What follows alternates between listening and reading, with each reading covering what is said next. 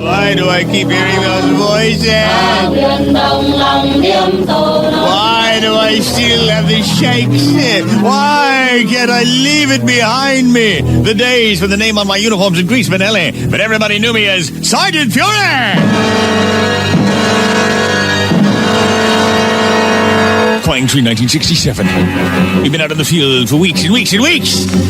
We'd all had malaria, dysentery, jungle rot. Finally, we were granted leave and we went into Saigon. No son of a movie in Saigon. Fist locked around the first cold beer we'd had in weeks. We were relaxing, getting ready to watch the girls' dances, when suddenly a grenade came clinkety-clanking into the saloon and...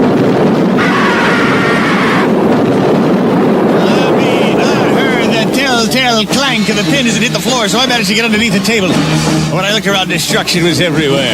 MPs were running, batons at the ready. I watched as they had the terrorists locked inside some stinking rundown building. Smoking a Camel, I walked over there as they were loading up automatic weapons, talking on walkie-talkies, putting on flak vests, getting ready to make a frontal assault. Some guy from the demo crew was getting ready to blow out a side wall. I said, wait a minute, you got one lousy VC in there, for crying out loud. And you're making a federal case out of it. The lieutenant in charge said, oh yeah, hot shot, you think yeah. I said, I can do better. No fuss, no fuss, watch this.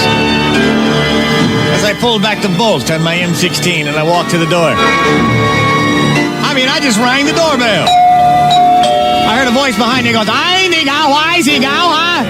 I said, "Candygram." Nothing. The door was quiet. I said, "Oh, crying out loud." Everybody's snickering behind the safety of their jeeps, behind the safety of their helmets, with their rifles pointed. I said, "Just give me a second on this. Give me a second on this, for crying out loud." So I knocked on the door and I said, "Flowers." Behind the door, I heard, "Oh, I know, hi.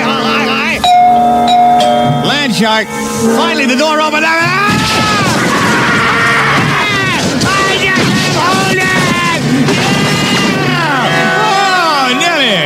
And as everybody watched in amazement, I just flicked my Camel in the distance. I said, "You take care of it from here." Well, we went back to the bar. We had us another time. Another laugh. Another 3 months to go. Months of search and destroy. Months of action. Months of...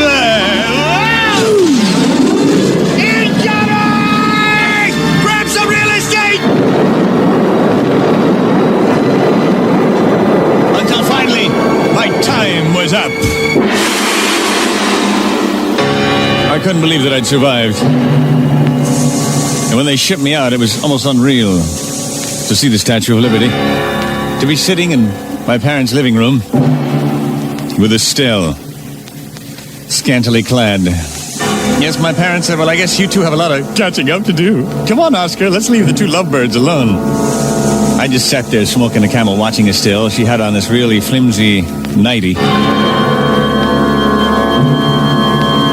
They'd warned her that I may come back a different kind of guy, so that she should ease her way into hobble, because I might be a little dysfunctional because of my experience. So she stood there in front of the living room with me staring at her.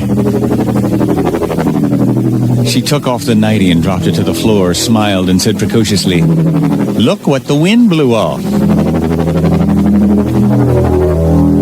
I just stared at her. She undid the strap on her brassiere, and it dropped to the floor. She stood there topless, staring at me, said, "Look what the wind blew off." Finally, she hooked her thumbs in her panties and skinned them down across her downy thighs. Stood there naked before me and said, "Look what the wind blew off." Finally, I stood up, I pulled down my pants, I unlimbered the timber, I said... She stared for a second, she said, "My God, that's half the size it used to be." I said, "Yeah, look what the VC blew off, huh?" The Greaseman.